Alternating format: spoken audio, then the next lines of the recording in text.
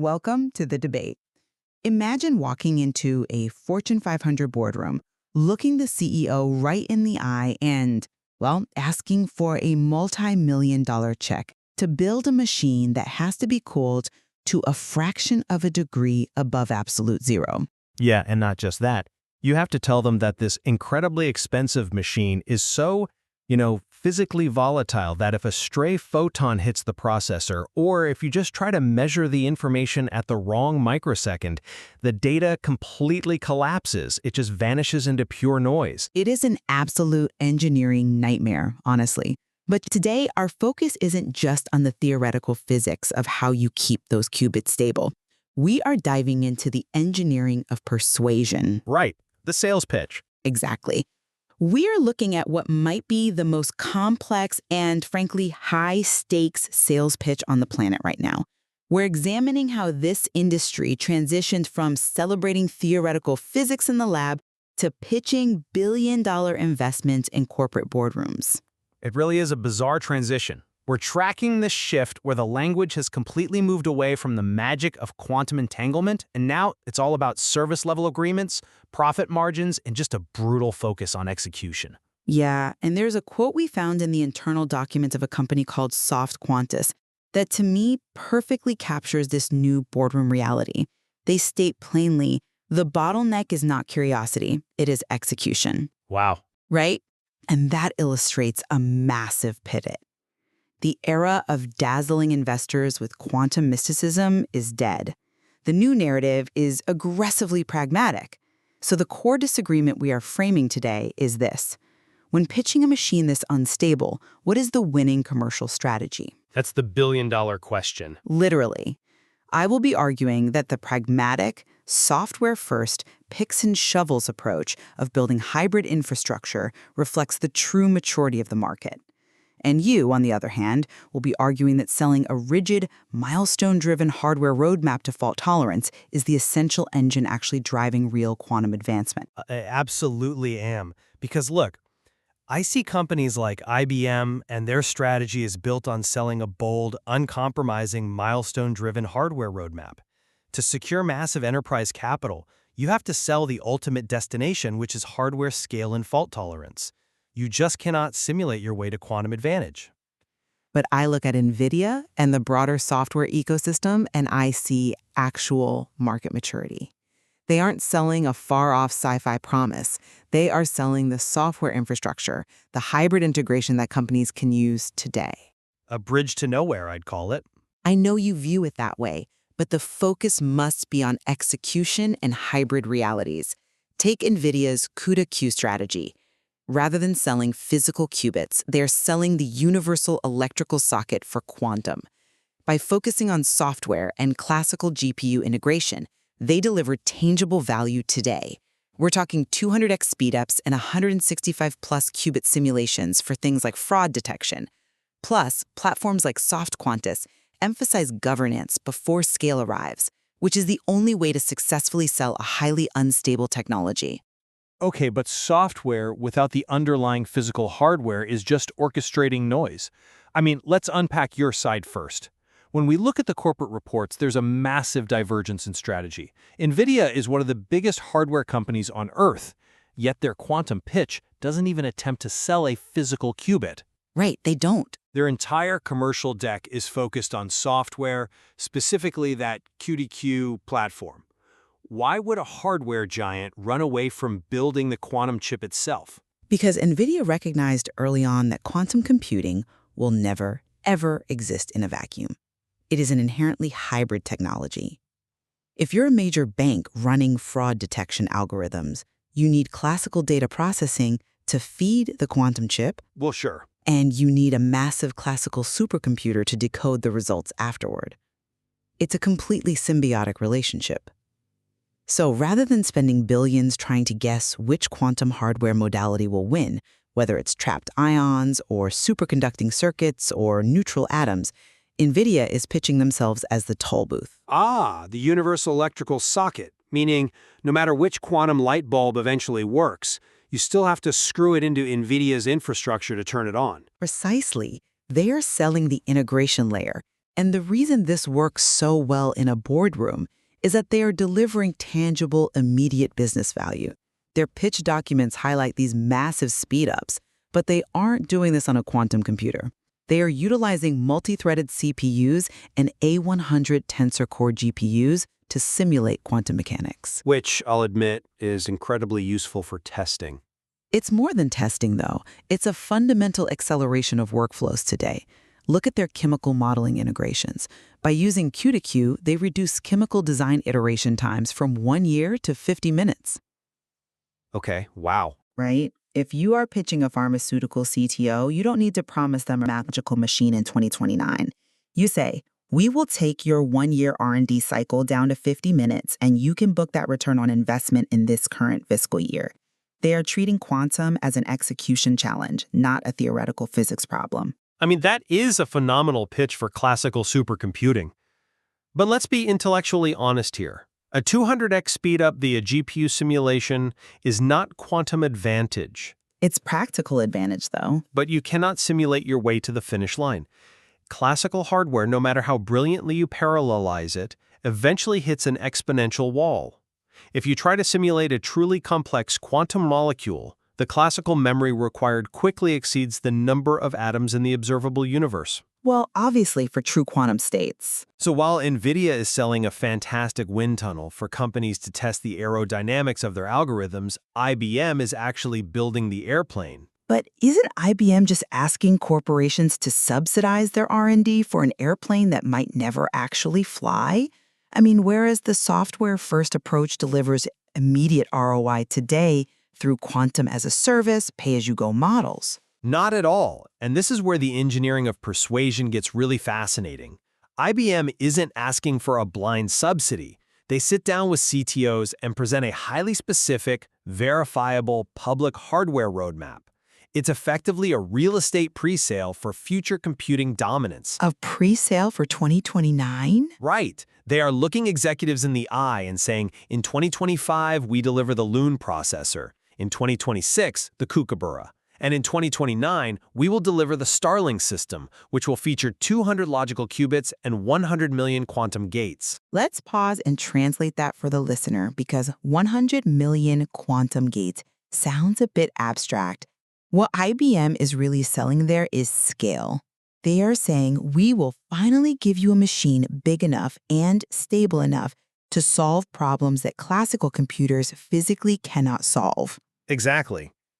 And the reason a board of directors signs a $1 billion check for that is because IBM backs it up with concrete. Literally concrete. They are physically expanding their data center in Poughkeepsie to house these machines.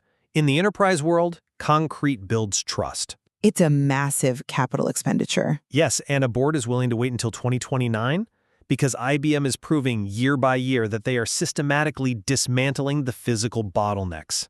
They aren't selling a software subscription. They are selling a guarantee that your company won't be left behind when the fault-tolerant era actually begins. But that brings us right to the elephant in the room, which is fault tolerance and error correction. We both agree this is the true bottleneck of the industry. Because qubits are so volatile, the data they hold is constantly corrupted by the environment. And IBM has made some major pivots here. Right. It completely changes the financial math for a corporate board. Historically, the assumption was that to get one perfectly stable logical qubit, which is just a theoretical qubit that never makes an error, you would need thousands, maybe millions, of physical qubits acting as a backup course to correct the errors of the lead singer. Yeah, building machines the size of football fields. Exactly, which is a near impossible financial pitch. But IBM recently pivoted to an architecture using something called Quantum Low-Density Parity Check Codes, or QLDPC. Okay, wait, hold on. If I'm a CEO, my eyes just glazed over at QLDPC.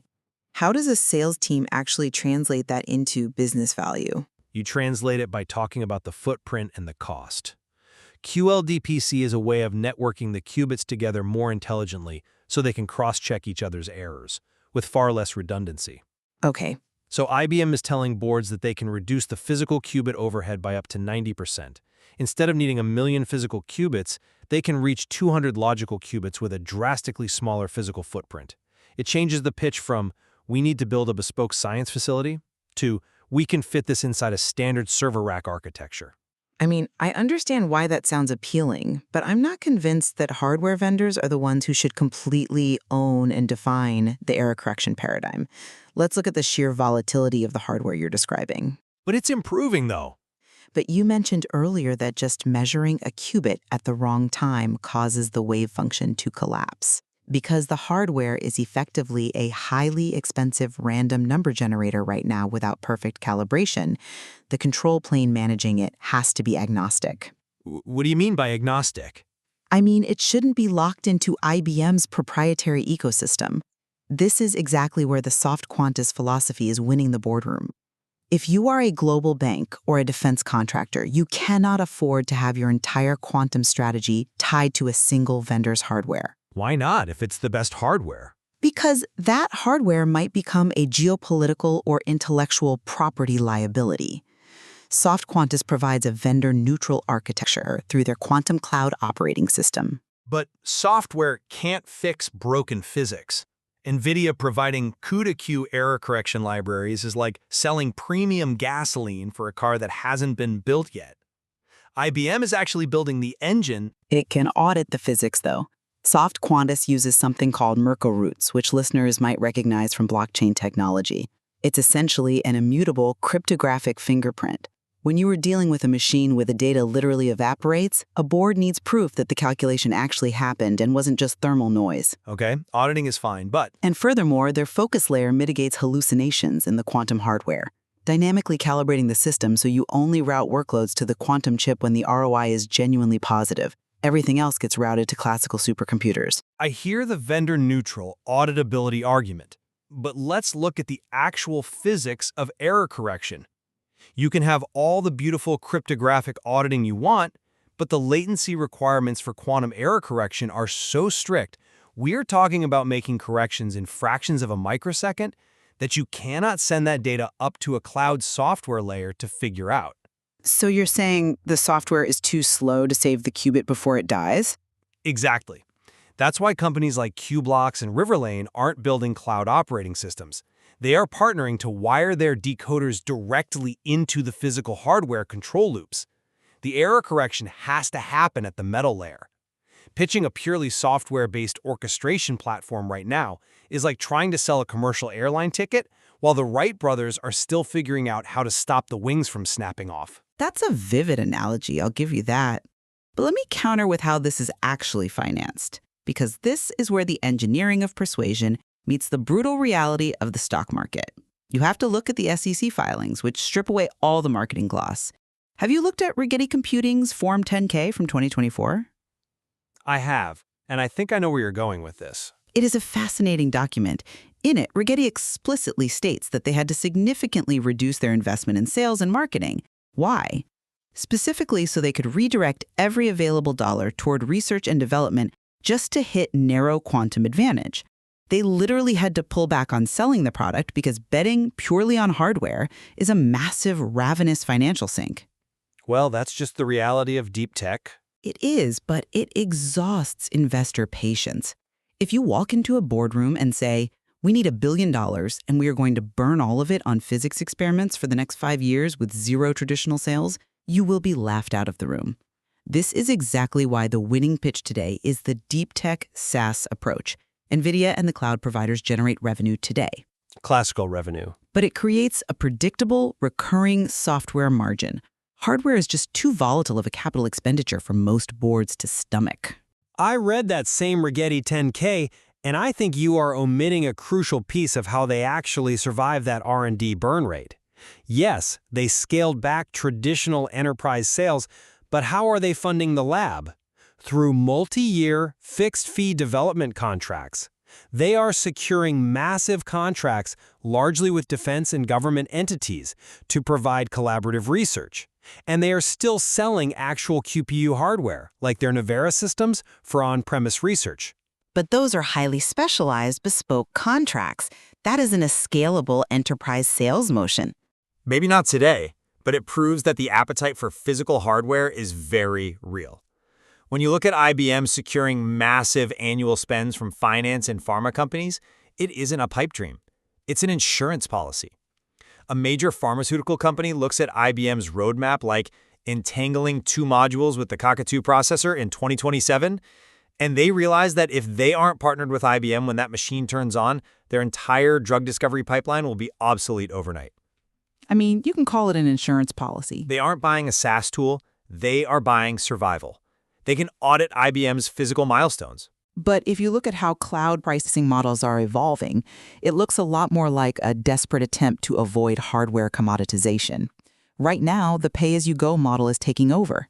AWS Quantum Embark, StrangeWorks, they all offer pay-as-you-go access to quantum chips with 0 annual contract minimums. Only because the chips are small and noisy right now. But look at the long-term effect of that. By pricing per task, the cloud providers are actively commoditizing the hardware layer. If you use a platform like SoftQuantus's QCOS, a European bank can take a complex risk model, route the heavy classical data processing to a supercomputer in Finland, and then dynamically dispatch the quantum circuits to whichever hardware vendor offers the best price at that exact second. A spot market for qubits? Exactly, a spot market. The hardware simply becomes interchangeable compute nodes. The bank maintains its intellectual property, and it doesn't get locked into a proprietary IBM contract. This is why the software-first pitch wins. It lowers corporate risk. Interchangeable right now, perhaps. In the current noisy era, all the hardware is largely equivalent in its limitations. So yes, dynamic cloud routing makes sense today. But when we cross the threshold into true fault tolerance, hardware will absolutely not be a commodity. Why wouldn't it be? If 3 companies achieve fault tolerance, they have to compete on price. Because they won't all achieve it at the same time or with the same capacity. If IBM actually hits its 2029 Starling target of 200 logical qubits, while a competitor is still trying to brute force an older architecture, IBM will hold a total monopoly on true quantum advantage. You cannot dynamically route a 100 million gate algorithm to an inferior chip. The inferior chip will just crash.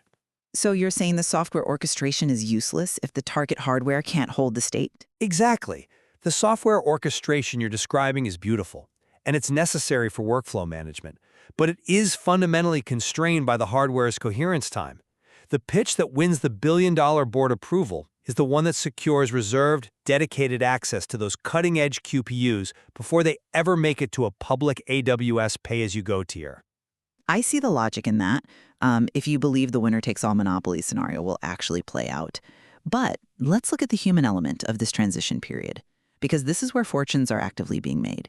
If a retail giant waits until 2029 to figure out their quantum strategy, they are already dead. Well, they definitely shouldn't wait to start building their algorithms, I agree there. Right. They need to build their internal ontology today. If they want to run a complex time series forecasting model for global supply chains, they need to figure out how to integrate quantum-assisted layers into that data pipeline right now. And that is exactly what NVIDIA's educational tool chains are doing. They are onboarding a massive generation of developers, teaching them how to program quantum supercomputers using conventional C++ and Python. Upskilling the workforce. Exactly. Building the human capital. Because without that workforce, IBM's 200 logical qubits in 2029 will just be sitting in a frozen chandelier in Poughkeepsie, with absolutely no one capable of programming them effectively. NVIDIA is cultivating the human capital that makes the hardware valuable in the first place. Look, I don't disagree that human capital is essential. It's the lifeblood of the industry. But I firmly believe that the audacious physical engineering milestones are what attract that talent in the first place. You don't inspire a generation of brilliant physicists to dedicate their lives to a field by pitching them a better API for an orchestrator. You inspire them by building a machine that operates at absolute zero. IBM's roadmap is a massive flag planted in the ground. So bringing this all together, it's clear we are looking at 2 entirely different philosophies of corporate persuasion. My position remains that the true maturity of the quantum commercial narrative lies in hybrid execution and software standardization. By focusing on immediate classical utility, orchestration, and data governance, the industry proves it can deliver reliable infrastructure today. In my summary is that while software provides a highly necessary bridge for developer onboarding, the ultimate billion-dollar pitch relies entirely on the uncompromising pursuit of physical, fault-tolerant hardware scale. Without IBM's commitment to systems like Starling, the software industry simply has no future to orchestrate. I think the one point of convergence we can absolutely agree on is that the language of this industry has permanently shifted. We are no longer talking about theoretical physics in a lab. We are talking about hard business pragmatism. Whether a board measures success in GPU speedups or a concrete hardware roadmap pointing to 2029, the demand is clear. They expect execution. Exactly. The days of getting endless funding just to prove a concept are behind us. Now it's about mitigating physical overheads and securing multi-year contracts. I highly suggest our listeners explore the source material themselves. Pull up the Rigetti SEC 10K filings, read the IBM Innovation Roadmap, and dive into Nvidia's cuda-q architecture. The technical depth in those documents tell the real story. It really does. It shows you the exact mechanics of how you walk into a boardroom and ask for a fortune to build a machine where looking at the data at the wrong time makes it vanish. Thank you for joining us on this dive. It's been a pleasure. We'll leave it to you, the listener, to decide which pitch you would fund. When that 2029 Starling system finally boots up, will the real power lie in the physical qubits or in the vendor-neutral software layer deciding exactly which algorithms are allowed to touch them?